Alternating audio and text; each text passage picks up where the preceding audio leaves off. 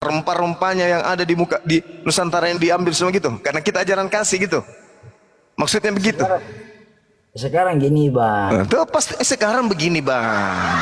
Kalau sudah mentok, sekarang begini bang. Layak lagi ke tempat yang lain bang. Bukan maksud. Kalau di satu tempat, pindah lagi ke tempat lain bang.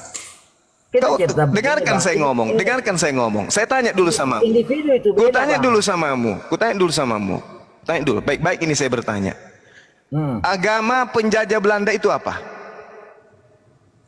Saya tidak tahu bang. Karena Nah, inilah kalau keturunan iblis begini cara ngomongnya. jangan lagi ngomong iblis bang. Loh, Al-Quran saya mengatakan begitu. Orang-orang kafir dan orang iblis saling membantu untuk menyesatkan manusia dan durhaka kepada pencipta langit dan bumi. Kitab saya. Kamu ngapa? Saya umat Islam. Tadi kan Anda mengajarkan lakum dinukum waladin. Agama saya mengatakan orang-orang kafir dan iblis itu sama, kerjasama untuk menyesatkan anak keturunan Adam. Itulah agama kalian. Itu menurut versi abang. Apa? Itu menurut versi abang. Yesus yang mengatakan itu? Di mana Yesus mengatakan itu? Matius 7 nomor 15 sampai nomor 23. Coba abang bacakan. Oke. Waspadalah. Ini Yesus berkata kepada murid-muridnya orang Yahudi, bukan orang Roma. Ingat, agama Kristen itu berasal dari Roma, bukan berasal dari Yahudi. Tidak ada bang. Tidak ada di Alkitab itu agama Kristen. Apa? Tidak ada itu di Alkitab. Kisah para Rasul 24 nomor 5. Kena kau kan? Kisah para Rasul 11 nomor 26. Kena kau kan? 16. Bacakan bang. Ini ku bilang kalau otak masih kecil, mulut lebih besar dari otak. Begini. Sama dengan Ferdinand kamu ini adek. Mulut besar, otak tak ada. Mewakili agama, naik diskusi agama, dalil tidak kuat. Lawanmu yang bukan punya kitab, dia lebih paham dalil, mempermalukan Kristen yang lain. Lebih banyak lagi mualaf nanti kau buat kalau begini caramu diskusi. Silakan bang, silakan. Oke. Nanti kamu bebaskan dirimu dari jeratan neraka ya. Kubacakan dalilnya ya. Nanti adik ini kau loloskan dirimu dari jeratan neraka yang Yesus katakan bahwa orang-orang Kristen itu adalah penghuni neraka. Kita lihat bagaimana Anda meloloskan diri Anda kemudian dari ajaran yang Yesus sampaikan kepada murid-muridnya Bani Israel. Nih.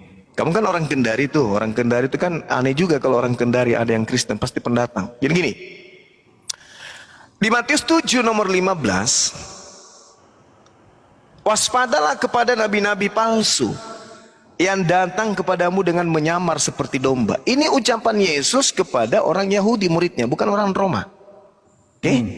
Nah, dikatakan oleh Yesus, dari buahnya kamu bisa melihat nabi-nabi palsu ini. Dari buahnya, artinya dari ajarannya. Dari buahnya kamu akan mengenal mereka. Dapatkah orang memetik buah anggur dari semak duri atau buah ara dari rumput duri? Demikianlah setiap pohon yang baik menghasilkan buah yang baik, sedang pohon yang tidak baik menghasilkan buah yang tidak baik. Tidak mungkin pohon yang baik itu menghasilkan buah yang tidak baik. Begitu juga sebaliknya, pohon yang tidak baik itu menghasilkan buah yang baik. Itu tidak mungkin. Dan setiap pohon yang tidak menghasilkan buah yang baik pasti ditebang dan dibuang ke dalam api. Nah, inilah dia. Inilah saudara. Inilah Anda. Jadi dari buahnya kamu akan mengenal mereka. Nah itu, Yesus ulang lagi. Dari buahnya kamu akan mengenal mereka. Bukan setiap orang yang berseru kepadaku Tuhan, Tuhan akan masuk ke dalam kerajaan surga, melainkan dia yang melakukan kehendak Bapakku yang ada di surga. Pada hari terakhir banyak orang akan berseru kepadaku, Tuhan, Tuhan, bukankah kami bernubuat demi namamu, bermujizat demi namamu, mengusir setan demi namamu? Pada waktu itulah aku akan berterus terang kepada mereka dan berkata, aku tidak pernah mengenal kamu, enyahlah daripadaku, kamu semua pembuat kejahatan. Saya ingin tanya sama saudara, buah-buah nabi palsu apakah ada pada diri Anda? Di agama Anda maksud? Di agama Anda? Oke. Jadi saya mau tanya Bang Suman. Loh kok jadi larinya ke bertanya? Saya yang bertanya ini. Hei anak kecil. Saya yang bertanya. Apakah buah-buah dari pengajaran nabi palsu ini ada pada agama saudara? memanggil Yesus Tuhan, bernubuat pakai nama Yesus, mengusir setan. Yang kamu lakukan, mengusir setan pakai nama Yesus, bermujizat pakai nama Yesus. Apakah ada itu di agama Anda? Jawab dengan jujur. Sekarang kita kan ngomong saja, bicara saja, toh ibaratnya begini. Jawab Bang. dengan jujur. Ya. Ada atau Sekarang tidak? setelah Yesus, Nabi siapa yang muncul? Saya tanya dulu, ada atau tidak? Tidak. Jadi kamu tidak menyebut Yesus Tuhan? Saya menyebut Yesus Satu. Kamu tidak menyebut Yesus Tuhan? Tuhan. Oke, kena kan kamu? Dua. Kalau kamu mengusir setan, kamu pakai nama siapa? Yesus. Dua. Kalau kamu meramal atau bermujizat, kamu menyebut nama siapa? Yesus. Kalau kamu bernubuat atau meramal sesuatu, kamu pakai nama siapa? Saya tidak pernah meramal, tapi setidaknya kalau saya berdoa itu tetap nama Yesus. Oke. Bagaimana? Apa kata Yesus? Enyahlah daripadaku, kamu adalah pembuat kejahatan. Silakan Anda keluar dari sana. Kalau Anda bisa lolos, supaya tanda-tanda itu tidak ada sama diri Anda. Ingat kata Yesus kepada muridnya, waspadalah terhadap nabi-nabi palsu. Itu menurut Anda. Ini menurut Yesus. Itu iya menurut Yesus, tapi ibaratnya itu kan Bapak tidak paham. Apa yang saya tidak paham? Yesus dengan terang mengatakan, dari buahnya kamu akan mengenal mereka. Mereka memanggil aku Tuhan, bernubuat pakai namaku, mengusir setan pakai namaku, mengusir setan pakai namaku. Pada waktu itulah aku akan berterus terang kepada mereka, enyahlah daripadaku, kalian semua pembuat kejahatan. Kemana perginya pembuat kejahatan? Baca Matius 13 nomor 50. Pembuat kejahatan akan dilemparkan ke dalam api neraka yang menyala-nyala. Al-Quran mengatakan apa? Yukhadi'una Allah walladzina amanu wa ma yakhda'una illa anfusahum wa ma yasurun. Sesungguhnya orang-orang kafir ingin menipu Allah, menipu orang-orang Islam, tapi sesungguhnya mereka hanya menipu diri mereka sendiri. Kamu, saudaraku, sabar, 30 detik, 30 detik habis ini. Saudara, kalau saudara tidak menyadari ini yang kusampaikan, berarti saudara bukan menipu saya, tapi saudara menipu diri Anda sendiri. Demikian, silakan. Gini aja Bang, kan di Al-Quran Abang kan sudah mengatakan agamaku, agamamu, agamamu, agamaku. Dan Tuhan pun sudah ngomong di Al-Quran, janganlah kau mencela. Salah, nggak begitu. Janganlah kau mencela sesembahan. Salah. Kenapa lari ke sana? Ini berbicara mengenai buah-buah dari nabi palsu. Apa hubungannya lakum dinukum waliyadin? Ini untuk Anda. Ini untuk Anda. Kita nggak boleh cuma ibaratnya begini Bang. Kenapa Anda memperhatikan saya? Kenapa Anda memikirkan saya? Kenapa Anda tidak pikirkan diri Anda? Saja Bang. Kenapa Anda memikirkan saya? Saya tidak ada di buah-buah nabi palsu. Kenapa Anda justru pikirkan saya? Kenapa kamu pikirkan Nabi Muhammad? Kenapa Anda tidak memikirkan diri Anda? Gini Bang, maksudnya kayak gini Bang. Kita kan namanya ibaratnya gini Bang. Kita kan namanya apalagi? Kita kan sama-sama ibaratnya. Kita sama-sama. Jadi ibaratnya enggak usah lah cuman Alkitab saja yang dibedah. Coba Abang silakan Anda bedah Al-Quran. Oke, saya bedah Al-Quran ya, tapi ingat, saya bedah Al-Quran. Al-Quranul Karim menyatakan dengan sangat jelas, waliman khafa maqama rabbih jannatan. Dan bagi siapapun yang takut kepada Allah, dia akan mendapatkan 2 surga. Allah, takut kepada Allah, berarti hanya Islam. Yang takut kepada Allah itu hanya Islam. Lalu kemudian Allah mengatakan, tunggu sabar, kan kita mau bedah Al-Quran. Yauma yajma'ukum yaumil jam'i dzalika yaumut taghabun wa man yu'min billah wa ya'mal salih yukaffir anhu sayyi'ati wa yudkhilul jannah tajri min tahtihal anhar khalidina fiha abada dzalikal fawzul azim. Dan pada hari penghimpunan, ketika manusia semua dibangkitkan dari kubur, diungkap semua kesalahan-kesalahan manusia. Barang siapa yang beriman kepada Allah, mengerjakan amalan saleh, Allah akan menghapus kesalahan-kesalahannya dan memasukkan ke dalam surga. Mereka kekal di dalamnya selama-lamanya. Itulah kemenangan yang agung. Ini janji Allah kepada kami. Al-Quran kalau dibedah, jannatu adnin yadkhulunaha wa man salaha min abaihim wa azwajihim wa dzurriyyatihim. Surga-surga Aden, mereka masuk ke dalamnya bersama dengan orang yang saleh, nenek moyang mereka, pasangan mereka, anak mereka, cucu mereka. Ini kami umat Islam. Jaminan surganya jelas. Lah ente dijamin neraka. Nah sekarang bang, kalau ngomong, saya juga bisa bicara masalah Alkitab. Silakan. Tunjukkan jaminan surga dari tunggu. Tunjukkan jaminan surga untuk Kristen. Silakan. Sebab jalan yang lurus itu cuma ada pada Yesus Kristus. Mana jalan lurusnya ketika Yesus mengatakan buah-buah dari nabi palsu itu adalah menyebut aku Tuhan, bermujizat pakai namaku, mengusir setan pakai namaku, bermujizat pakai namaku. Itu jalan lurusnya. Hah? Itu jalan lurusnya. Itu akhirnya abang itu cuma di mana? Matius 17 nomor 15 sampai nomor 23. Paman. Ini yang Anda harus sadari. Bukan Anda ngeyel. Makanya kan ku bilang tadi, coba adek ini loloskan diri Anda dari buah-buah pengajaran nabi palsu. Jangan Anda mikir kemana-mana, pikir dulu itu. Itu nabi palsu abang baca di mana? Matius 7 nomor 15 sampai nomor 23. Itu di Alkitab atau di Al-Quran? Matius itu kitabmu, Biblika, bukan Alkitab. Kenapa bang percaya dengan bicara? Anda percaya enggak? Al-Quran mengatakan innal ladina kafaru min ahlil kitabi wal musyrikina fi nari jahannam khalidina fiha abada. Orang-orang kafir menyembah manusia, mereka kekal di dalamnya. Mereka masuk ke dalam neraka, mereka kekal di dalamnya. Mau kurang apa lagi? Itu kan menurut ajaran abang. Lah, tadi saya pakai Matius, itu kan bukan antara abang. Saya masuk ke Al-Quran, itu kan ajaran abang. Ini maunya apa sih adek ini? Nah sekarang kita ngomong bang. Nah, ngomong, silakan ngomong. Abang masuk ke ajaran saya untuk apa? Untuk menyadarkan Anda bahwa Anda bukan pengikut Yesus, Anda adalah serigala buas. Kutanya dulu saudara, kutanya dulu, izinkan saya bertanya. Anda sudah punya anak? Ada. Andalah serigala yang memakan anak Anda sendiri karena Anda mengajak anak Anda memanggil Yesus Tuhan, menyembah Yesus. Anda sendiri yang memakan anak Anda. Itulah yang disebut serigala buas. Anaknya pun dimakan, anaknya pun diajarin masuk ke neraka. Gini bang Sena.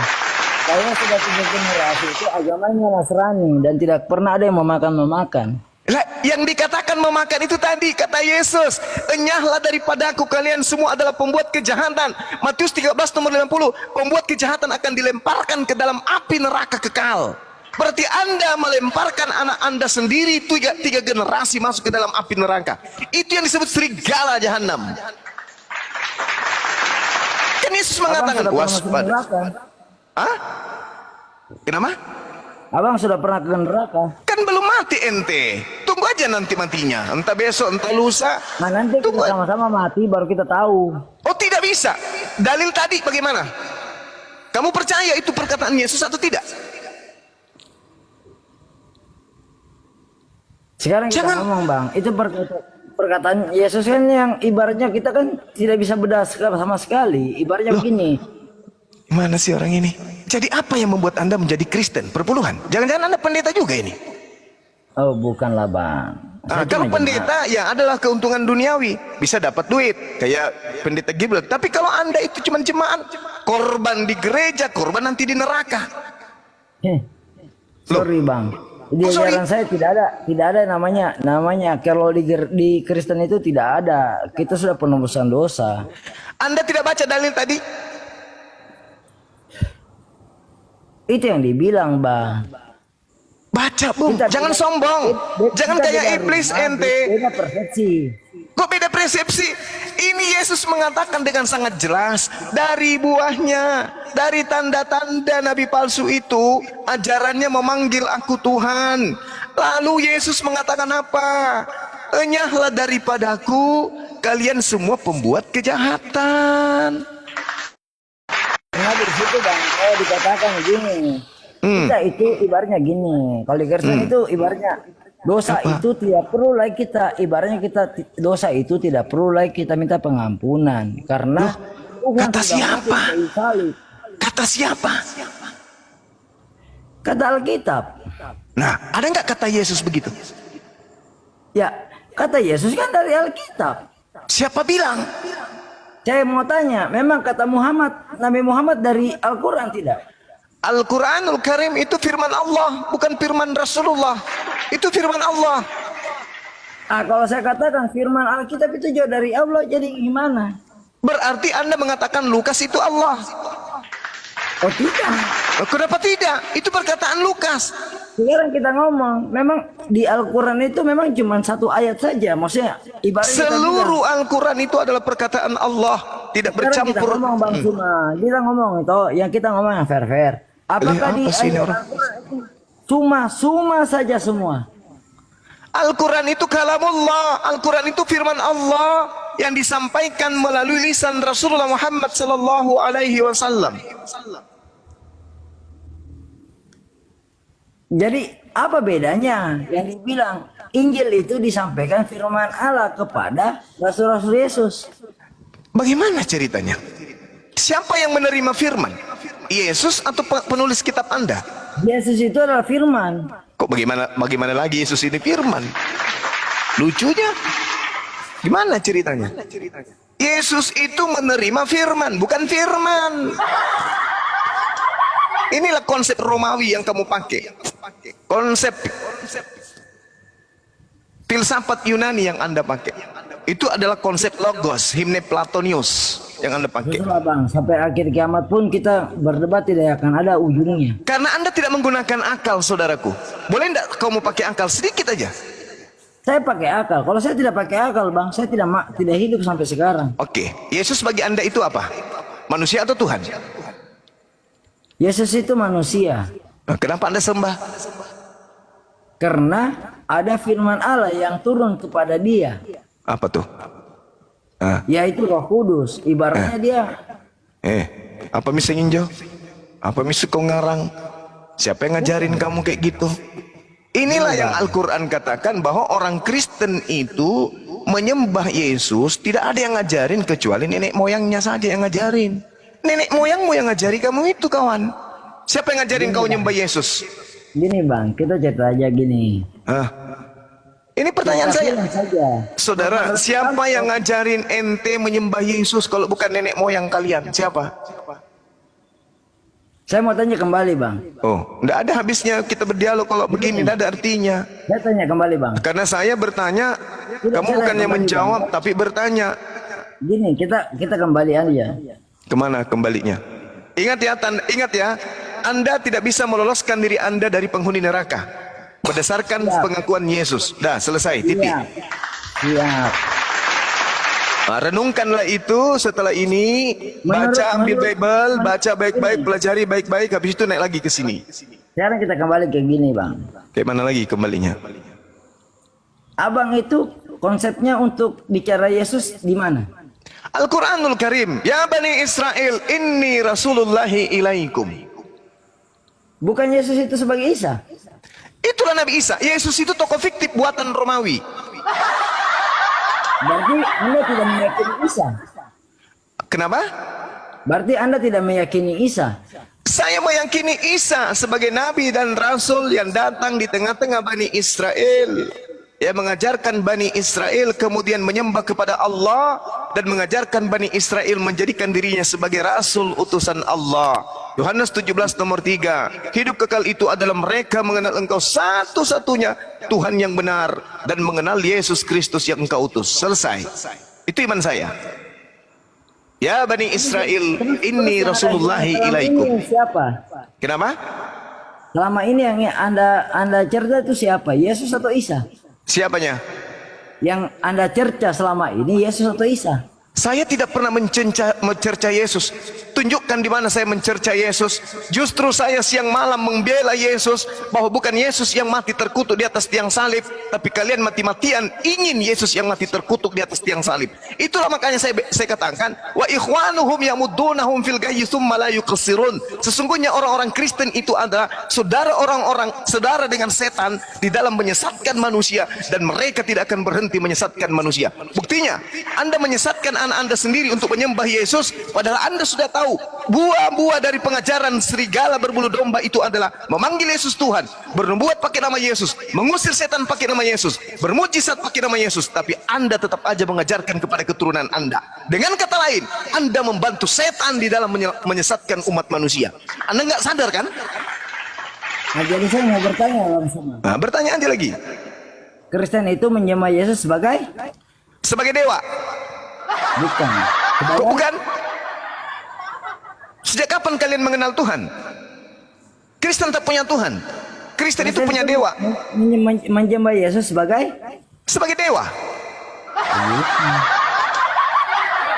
ini berikan fakta. Kenapa?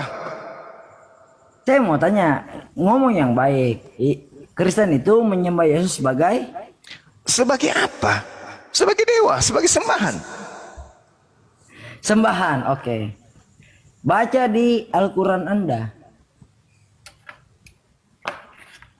Kenapa di Al-Quran? Kan sudah dijelaskan, janganlah kau memaki-maki sesembahan orang lain. Saya memaki siapa? Justru Anda yang memaki sembahan Anda sendiri dengan mengatakan Yesus adalah orang terkutuk.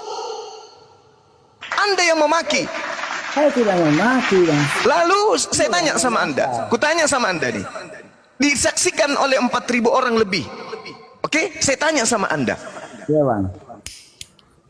yang mati terkutuk ini menurut kitabnya orang Yahudi, Ulangan 27 nomor 25, Ulangan 21 nomor 22 sampai 23, yang mati terkutuk adalah orang yang makan suap, pengkhianat, dan orang yang kerasukan setan. Pertanyaan saya, siapa yang makan suap? Siapa yang kerasukan setan? Siapa yang berkhianat? Yudas atau Yesus? Jawab dengan jujur. Yudas. Yudas. Lalu yang terkutuk mati di atas tiang salib siapa?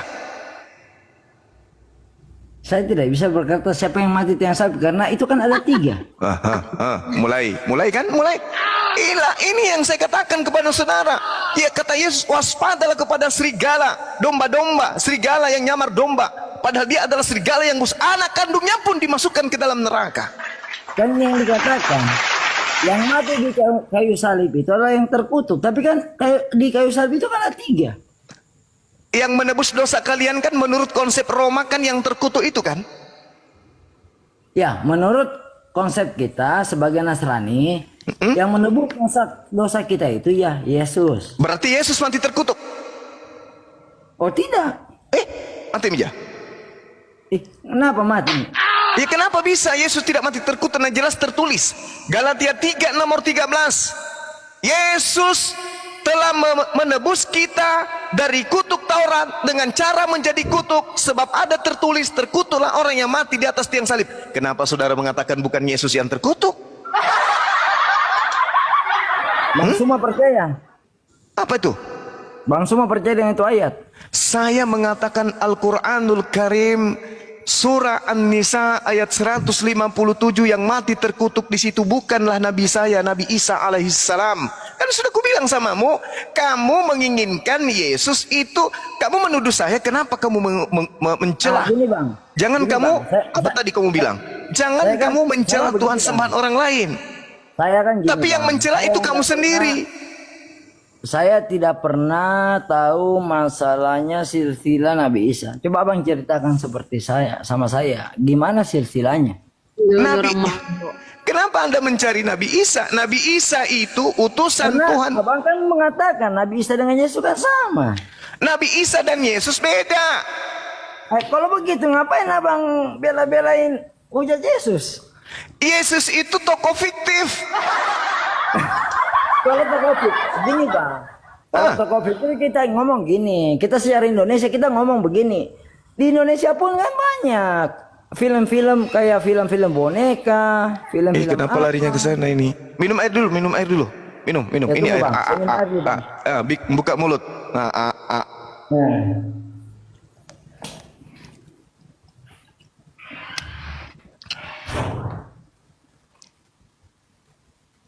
Tunggu Bang, saya Iya. cari dulu.